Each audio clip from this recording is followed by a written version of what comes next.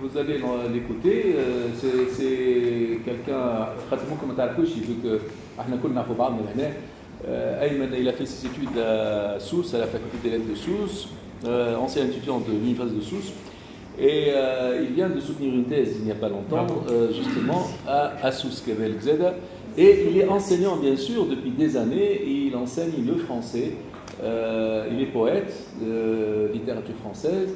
Il enseigne à Moukni, à l'Institut des langues. Voilà, l'Institut des langues vivantes. Après avoir enseigné à l'École normale supérieure de Tunis. Voilà, et c'est aussi un ancien élève de l'École normale de Tunis. Voilà. Il a fait des études à Sousse, puis à l'École normale, parce qu'il était brillant, donc il est parti à l'École normale. Voilà, voilà, c'est une façon de voir les choses. Il est toujours là. Il est toujours. Alors, j'ai intitulé cette réflexion « Réflexion sur l'école en ce jour de la Saint-Valentin ». Puisque nous sommes... Voilà. Je devais ramener des fleurs aux dames. Il y a du chocolat. J'ai promis à Madame Olfabou Alek de ramener des fleurs, voilà. Donc voilà, mesdames, je vous offre des fleurs. Vous savez, le mot est plus important. Voilà, nous sommes dans l'ère virtuelle. Les mots là sont plus forts que les actes. Voilà. Alors, le concept. Je voudrais tout d'abord souhaiter à toutes et à tous une bonne Saint-Valentin. Depuis des années, nous célébrons en Tunisie la fête de l'amour. Celle-ci s'est imposée comme beaucoup d'autres. Mais ne vaut-il pas mieux vivre et célébrer l'amour que certaines autres illusions, de loin plus nocives, notamment celles qui sont d'obédience religieuse, celles où la superstition l'emporte sur l'éducation, le pouvoir tyrannique sur le savoir et le devoir, tous deux scientifiques, le fanatisme sur le rationalisme. Oui, je préfère que nous célébrions la Saint-Valentin avec des fleurs, des livres et du chocolat, que certaines fêtes où les gens se flagellent, se torturent, sèment les épines pour récolter les blessures et la haine. À vrai dire, j'ai été particulièrement sensible à cet extrait de l'appel à contribution. Revenons, dites-vous Sissemi, à la situation de l'école en Tunisie et dans notre environnement régional, la Méditerranée, et là c'est souligné et j'apprécie. L'école est-elle en train de remplir sa mission pour former des citoyennes et des citoyens? Cette question résume le cadre de réflexion de notre journée d'études. Les communications attendues, 15 minutes pour chacune. Bon, 10 minutes maintenant. On a abrégé. Sont libres de toute contrainte autre que celle de souligner clairement l'inscription de leurs pensées dans ce cadre et de déboucher sur des propositions concrètes. Extrait donc que j'ai considéré comme non pas une invitation au voyage, mais plutôt comme un impératif, précisément comme un principe de réalité qui s'est aussitôt imposé à moi, m'intimant l'ordre de reconsidérer mon rapport personnel à notre école, moi qui suis père de 2 enfants, une collégienne en 7e année de base et un écolier en 3e année primaire. Certes, le père ne peut ici se dissocier de l'enseignant-chercheur, même si, à bien des égards, il m'arrive de me sentir déphasé. Je souligne le mot déphasé. C'est-à-dire, comme si j'avais perdu contact avec la réalité actuelle. C'est ça, être déphasé, c'est perdre contact avec la réalité. Sans doute, l'enseignement supérieur m'a-t-il éloigné de certains phénomènes. Mais il faut également admettre que beaucoup de choses ont changé et qu'avoir été écolier et élève entre la fin des années 80, j'ai fait mon entrée en septembre 87 et j'ai eu mon bac en juin 2000. Donc vous voyez, fin des années 80 et fin des années 90 n'a rien à voir avec la situation actuelle. Cependant, et vous allez vous étonner, je vais vous étonner, vous allez être étonné, j'ai des références assez particulières et je souhaite en parler avec vous.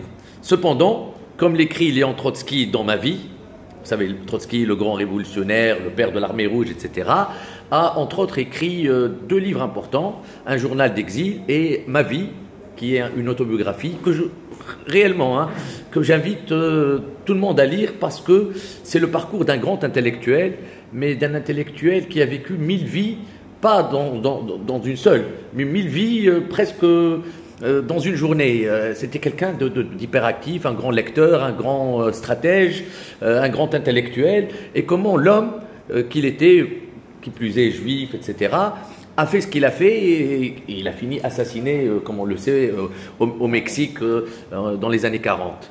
Donc c'est exceptionnel, ce parcours exceptionnel, et voilà ce que nous dit Trotsky de son école, qui est un peu mon école. Là, vraiment, je me reconnais là-dedans. Alors je cite, « Et pourtant, notre école n'était pas des plus mauvaises.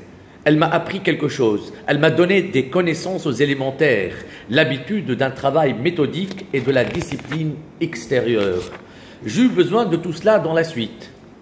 D'autre part, l'école, contrairement au but qu'elle s'assignait, jeta en moi la semence de la haine à l'égard de ce qui existe en ce monde. Cette semence, en tout cas, n'est pas tombée sur un sol de pierre. » C'est Mansour. Quelle métaphore, hein? Cette semence n'est pas tombée sur un sol de pierre. C'est Mansour, voilà. Il interpelle le poète, voilà. En vous. Tout à fait. Ayman Hassan. Voilà. Fin de citation. Entendons-nous toutefois sur la dite haine à l'égard de ce qui existe en ce monde. Celle-ci est loin d'être une haine ou un sujet ou un rejet du monde.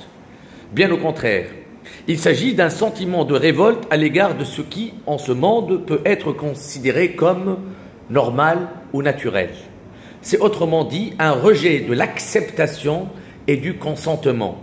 Aussi, pouvons-nous dire, c'est à partir de cette haine que Trotsky s'avère être un révolutionnaire au sens politique et pratique du terme.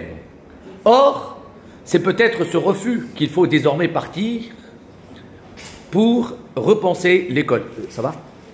Merci. Pour repenser l'école. Non pas pour former des révolutionnaires, mais avant tout, comme vous l'avez si bien précisé, des citoyennes et des citoyens. Si cela semble à première vue simple, rien ne l'est vraiment. En témoigne la crise généralisée que nous vivons, et pas seulement en Tunisie, mais dans le monde entier avec la politique du mensonge qui s'est emparée du monde dit civilisé, lequel, suivant un cynisme des plus abjects, ment comme il respire, innocentant les criminels et criminalisant les victimes. Sans doute voyez-vous à quoi je pense. Mais, pour revenir aux origines de ce phénomène, je me dois de me référer à Voltaire. Un retour aux Lumières, est-ce qu'elles incarnent en Occident de la Russie aux États-Unis, en passant par la vieille Europe, s'impose de fait. Et là, petite parenthèse, quand je dis les Lumières, vous savez, la culture des Lumières, elle est derrière ce qu'on appelle aujourd'hui le droit international. Elle est derrière même la notion des Nations Unies. De la Russie aux États-Unis, en passant par la Chine, tous les pays se revendiquent de ces lumières. C'est comme disait Emmanuel Kant, c'est la sortie de l'homme de son état de minorité. Or, malheureusement, on se sert de ces credos, de ces slogans, de ces principes que les hommes naissent libres et égaux en droit. Premier principe, justement, de la Charte des Nations Unies, qui est en fait une phrase de M. Rousseau, du contrat social. C'est-à-dire que nous sommes dans l'excès de mensonges, on est dans la surenchère, c'est la course internationale à qui mentira le plus et mieux. Voilà. Et donc, je voudrais revenir aux Lumières et me référer justement à Voltaire, plus qu'à... on peut après discuter de cela, pourquoi Voltaire et pas Rousseau. Alors, Voltaire écrit dans Zadig ou La Destinée, conte philosophique daté de 1747, ce qui suit. Suivez bien. Du temps du roi Modbar, il y avait à Babylone un jeune homme nommé Zadig, né avec un beau naturel, fortifié par l'éducation. Quoique riche et jeune, il savait modérer ses passions. Il n'affectait rien, il ne voulait point toujours avoir raison et savait respecter la faiblesse des hommes. Vous voyez, ne voulait point toujours avoir raison, c'est un peu le principe de discussion. Il n'était jamais vertical, il était dans l'horizontalité expliquée et revendiquée tout à l'heure par Simon Soleimani. Voilà qui est extrêmement louable, où il est question du rôle joué par l'éducation dans l'amélioration ou précisément la fortification du naturel humain. Bien sûr, l'ironie voltairienne n'est jamais loin.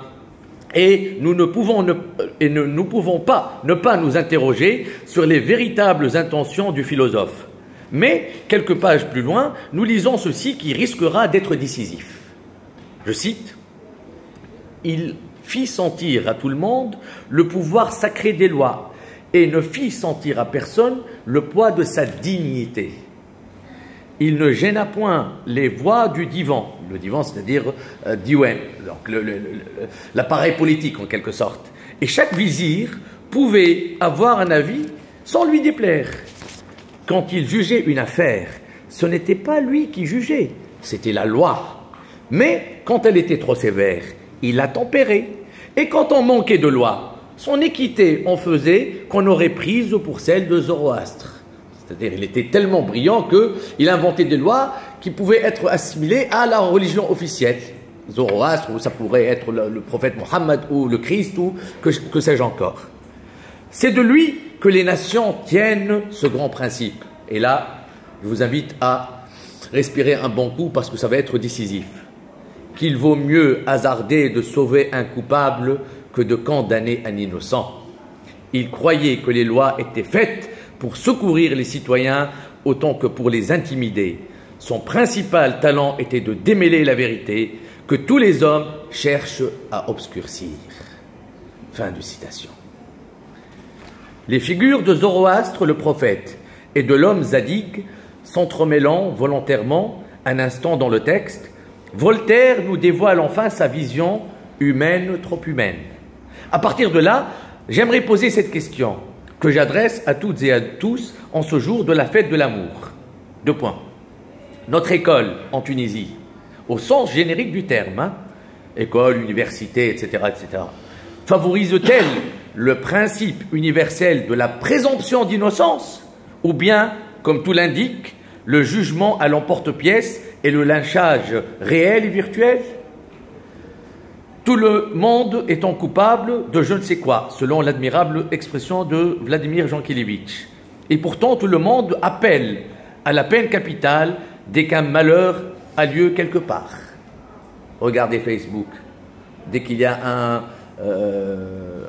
une femme assassinée par son mari ou quelque chose,